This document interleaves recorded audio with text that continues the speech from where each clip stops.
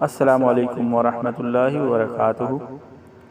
آج میں آپ کو سعودی عرب کا ایک قلعہ دکھاتا ہوں جو سعودی عرب کے شمال مغربی ریجن میں واقع ہے۔ شمال مغربی ریجن الجوف کے قصبے دومت الجندل کے اندر واقع ہے۔ قلعہ مارد اس کا نام ہے اور اس کی تاریخی حیثیت بہت ہی اہم ہے، بہت ہی اہمیت کی حامل ہے۔ اسی وجہ سے یہاں پر بہت دور دراز سے لوگ جو ہے، بیرون ملک سے بھی لوگ یہاں پر اس کو دیکھنے کے لیے آتے ہیں۔ سیاحوں کا اکثر جو ہے یہاں پر آنا جانا رہتا ہے۔ عرب نیوز کے مطابق جو ہے اردن سرحد کی جانب مملکت کا علاقہ سکاکا الجوف کا سب سے نمایاں آثار قدیمہ میں سے ایک ہے۔ اس قلعے کا ابتدائی ذکر جو ہے وہ ہمیں 30ویں صدی عیسوی میں ملتا ہے، جب شام کے علاقے پالمیرا کی ملکہ زینوبیہ نے دومت الجندل پر حملہ کیا تھا، لیکن اس کی تمام تر کوششیں ناکام ہوئی اور پھر بھی وہ اس قلعے پر حملہ کیا اس نے، لیکن اس کو فتح نہیں کر سکی تھی، کیونکہ اس قلعے کو جو ہے وہ پتھروں سے، مٹی سے بنایا گیا ہے، اور پتھر جو ہے اس کے اندر اس کی مین جو ہے وہ پتھر ہیں، اس کی دیواریں پتھروں کی ہیں، اس کی اکثر جو ہے زیادہ تر جتنا بھی ہے وہ پتھروں سے بنایا گیا ہے۔ اور اس کی ایک اور جو ہے وہ مورخین نے اس کی ایک لکھی ہے تاریخ کے حوالے سے۔ بعض مورخین نے یہ لکھا ہے کہ یہ سیدنا ابراہیم علیہ السلام کے بیٹے اسماعیل علیہ السلام کے فرزند دوما، جن کا نام تھا، انہوں نے اس کو بنایا تھا، کہ دوما ان کا نام تھا، اور جندل کہتے ہیں مٹی اور گارے کا جو مکس ہوتا ہے اس کو، تو انہوں نے پھر اس کا نام رکھا کیا، دومت الجندل، یعنی دوما نے یہ پتھروں کا قلعہ بنایا ہے۔ اور ایک اور جو عرب کے اندر اس وقت بہت مشہور تھا، ان کا ایک بت تھا ود، وہ ود بت بھی یہیں پر ہوتا تھا، اسی مقام پر، یعنی اسی دومت الجندل کے اندر ود بت ہوا کرتا تھا۔ اسلام سے پہلے جو ہے یہاں پر یہ رومن امپائر کے ماتحت تھا۔ اس کا جو حاکم تھا وہ عقیدر بن عبد الملک تھا۔ عقیدر بن عبد الملک اس کا ایک حاکم تھا۔ تو پہلی مرتبہ رسول اللہ صلی اللہ علیہ وسلم خود اس پر جو ہے وہ آئے تھے، تو اللہ کے نبی صلی اللہ علیہ وسلم پہلی مرتبہ سن 5 ہجری میں 1000 مسلمانوں کا لشکر لے کے آئے تھے، لیکن جب اس کو پتہ چلا کہ مسلمانوں کا یہاں پر لشکر آ رہا ہے، کیونکہ وہ پلاننگ کیا کرتا تھا کہ جو شام کے راستے میں مسلمانوں کی ہو رہی ہے، یہ جو قافلے جاتے ہیں، تجارت ہوتی ہے، تو اس کو لوٹا جائے، تو رسول اللہ صلی اللہ علیہ وسلم نے اس کے بارے میں پیش قدمی کی۔ تو جب اس کو پتہ چلا تو یہ جو تھا وہاں سے بھاگ گیا اور چھپ گئے سارے، تو اللہ کے نبی صلی اللہ علیہ وسلم واپس چلے گئے۔ پھر اللہ کے نبی صلی اللہ علیہ وسلم نے دوسری مرتبہ جب تبوک کے موقع پر رسول اللہ صلی اللہ علیہ وسلم گئے تھے، تو سیدنا خالد بن ولید رضی اللہ تعالیٰ عنہ کو سن 9 ہجری میں انہوں نے بھیجا، اور اس کے بارے میں مورخین نے ایک بڑا عجیب واقعہ بھی لکھا ہے کہ یہ لوگ جب آئے مسلمان لشکر آیا، تو انہوں نے کیا کیا کہ یہ قلعہ بند ہو گئے، انہوں نے دروازے بند کر لیے اور بند ہو گئے، تو مسلمانوں نے انتظار کیا، یہ نہیں نکلے۔ پھر مسلمانوں نے کیا کیا کہ اللہ کے نبی صلی اللہ علیہ وسلم نے ان کو کہا تھا کہ بغیر لڑائی کی فتح ہو جائے گا، اور مسلمان وہاں سے چلے گئے، کہیں جا کے بیٹھ گئے۔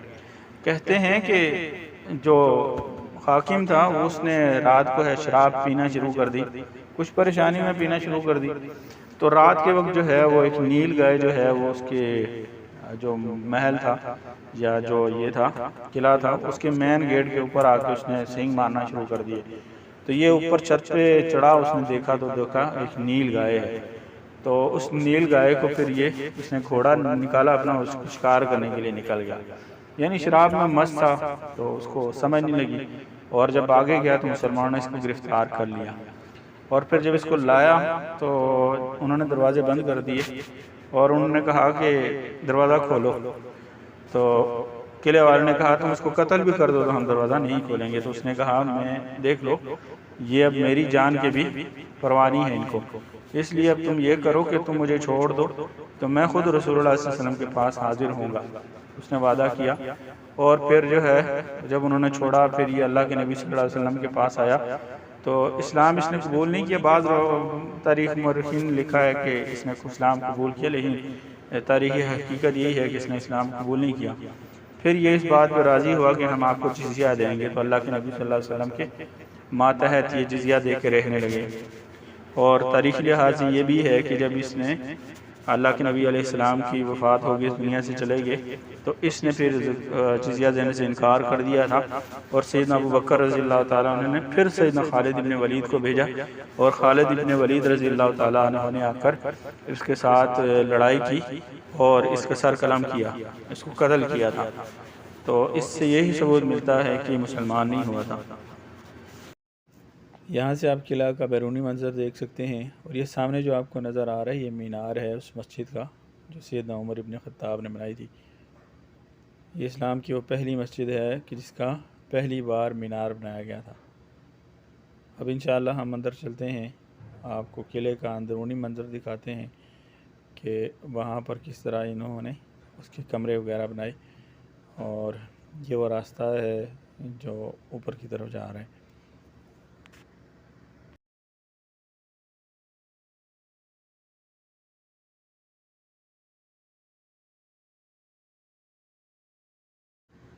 یہاں آپ دیکھ سکتے ہیں کہ یہاں پر ایک اور پہلے مینار تھا، اس پہ بھی راستہ جانے کا راستہ بنایا گیا تھا، جو وقت کے ساتھ ساتھ ٹوٹ پھوٹ کا شکار ہو گیا، اس کے کمرے ٹوٹ گئے. البتہ یہ دیکھیں آپ کی کس طرح انہوں نے راستہ بنایا تھا تاکہ آنے جانے والوں کو کوئی دقت تکلیف نہ ہو. اور یہ جو مین راستہ بنایا گیا ہے قلعہ کے اندر جانے کا، یہ بھی آپ دیکھ لیں کس طرح مضبوط اور کتنا ہی شاندار بنایا گیا تھا. اس وقت سیڑھیاں دیکھیں انہوں نے کس طریقے سے یہ سیڑھیاں بنائی، اور آج تک یہ سیڑھیاں ویسی کی ویسی ہی ہیں، اور بہت ہی شاندار ہے. ایک شاہکار ہے، عرب تعمیر کا ایک شاہکار ہے یہ قلعہ.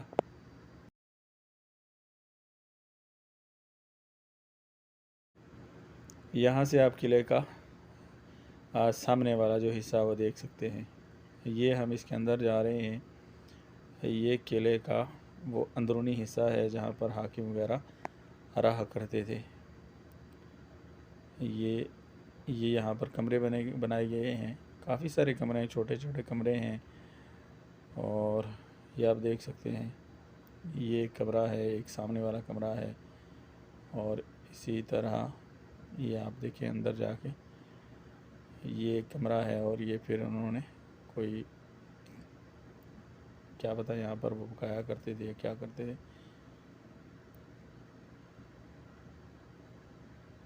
اس کے ساتھ ایک چھوٹا کمرہ اور یہ بھی ہے. یہاں پر آپ دیکھ لیں کہ کس طرح انہوں نے اس دور کے اندر یہاں پر روشن دان رکھے تھے روشنی کے لیے، ہوا کے لیے. اور یہ سامنے ایک کمرہ، اس کا فرش آپ دیکھیں گے کہ کتنا شاندار بنایا گیا ہے پتھروں سے. یہ وہ مینار تھے جہاں پر سنتری بیٹھا کرتے جو فوجی وغیرہ یا جو بھی تھے. یہ وہ کمرہ ہے ایک سامنے والا.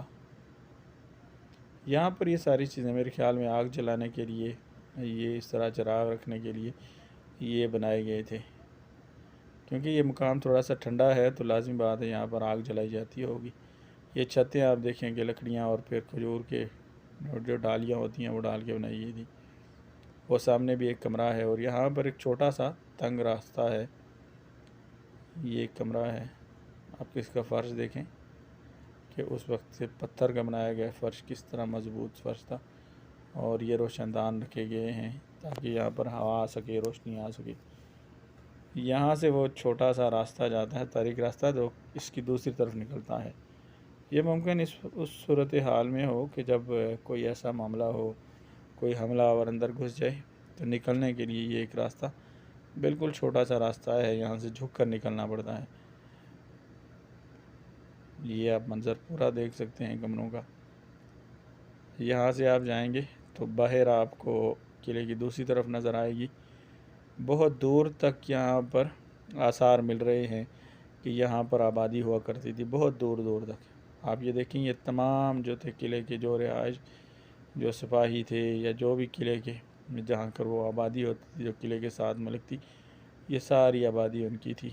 یہاں پر یہ جو اب بہت سارا علاقہ گر چکا ہے، بہت زیادہ گر چکا ہے، اور یہ ابھی بھی دیواریں ان کی جو باقی ہیں، یہ سامنے تھا، وہ دیکھ سکتے ہیں یہ زوم کر کے، یہاں تک جو تھا وہ ان کا تھا، اور یہ اس کے ساتھ ملحق باغ ہے، بہت بڑا باغ ہے کھجوروں کا، اور یہ آپ دیکھ سکتے ہیں، یہاں بھی آپ دیکھ سکتے ہیں کہ کتنے دور تک دیواروں کے آثار ملتے ہیں اس وقت کے، کہ یہاں تک آبادی اس کی تھی، جو عام رعایا تھی وہ یہاں تک رہتی تھی۔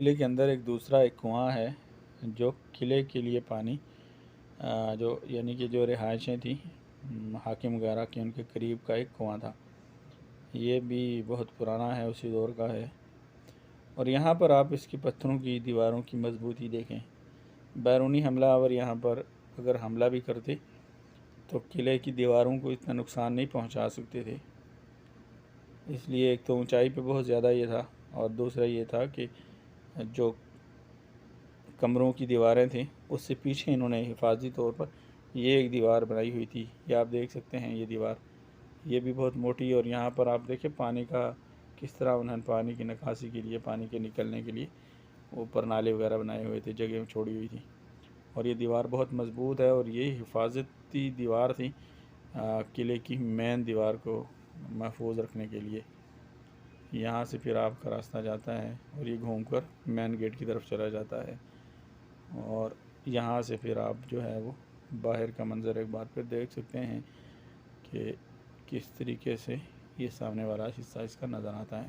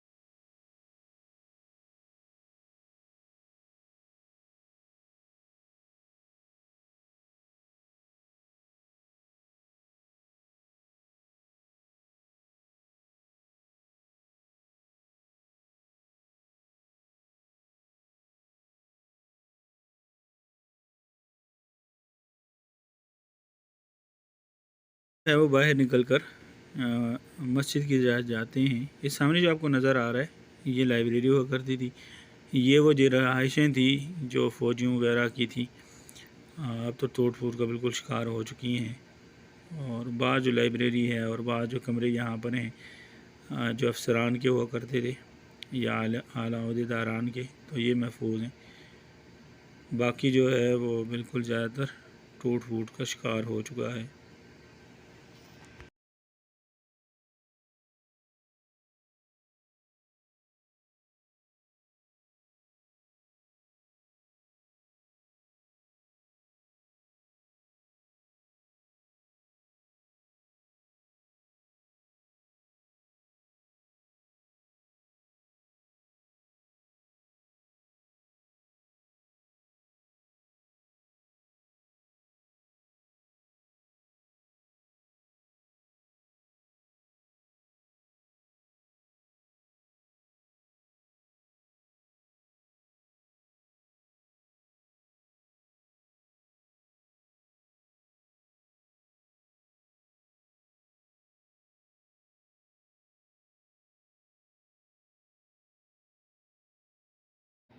اچھا، یہ وہ مسجد ہے کہ جو سیدنا عمر ابن خطاب رضی اللہ تعالیٰ عنہ نے بنوائی تھی، کہ جب سیدنا عمر ابن خطاب رضی اللہ تعالیٰ عنہ بیت المقدس جب فتح ہوا تھا تو اس کی فتح کے موقع پر جب آپ گئے تھے تو اس وقت جو ہے وہ آپ نے یہاں پر، مورخین کا تھوڑا اس اختلاف ہے کہ یہ آتے ہوئے بنوائی تھی یا جاتے ہوئے بنوائی تھی، البتہ یہ انہوں نے اسی دور کے اندر بنوائی تھی۔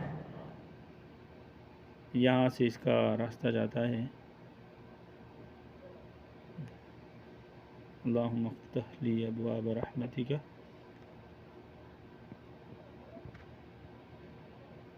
یہ مسجد جو ہے وہ پہلے تو یہاں پر جمعہ پڑھایا جاتا رہا ہے۔ میرے ایک دوست تھے، وہ یہاں پر 2014-15 میں رہے ہیں، تو وہ کہہ رہے تھے کہ یہاں پر جمعہ بھی ہوا کرتا تھا، لیکن اب بہت عرصے سے جو ہے یہاں پر نماز نہیں پڑھی جاتی باجماعت۔ تاریخ اسلام کا یہ وہ پہلا مینار ہے جو مسجدوں کے ساتھ بنایا گیا ہے۔ آپ دیکھ سکتے ہیں کہ اس کے 3 سٹیپ ہیں۔ یہاں سے سیڑھیاں چڑھ کے اس کی چھت کے اوپر جا کے اذان دی جاتی تھی تاکہ لوگوں کو آگاہی ہو سکے کہ نماز کا وقت ہو گیا، دور دراز تک آواز جا سکے۔ یہ مین مسجد ہے، یہ اس کا جو اندرونی حصہ ہے، 2 صفوں کی جگہ ہے اور کافی لمبی ہے۔ 32.5 میٹر جو ہے وہ اس کی لمبائی ہے اور 18 میٹر جو ہے وہ اس کی چوڑائی رکھی گئی ہے۔ یہاں پر آپ آگے دیکھیں گے کہ کس طرح پتھروں سے وہاں پر ممبر بھی بنایا گیا ہے جہاں پر کھڑے ہو کے خطبہ دیا جاتا تھا، اور اسی طرح محراب جہاں پر امام کھڑا ہوتا تھا۔ اور چراغوں کو رکھنے کے لیے جو ہے وہ آپ دیکھ سکتے ہیں کہ انہوں نے سوراخ چھوڑے ہوئے ہیں، پتھروں کو نکال دیا ہے یہاں سے، یہ بناتے ہوئے ہی انہوں نے اس طرح رکھا ہے کہ چراغوں کی جگہ چھوڑ دی ہے۔ اچھا، یہ ایک پیچھے چھوٹی مسجد ہے، جس طرح سردیوں میں یہاں پر نماز پڑھی جاتی تھی۔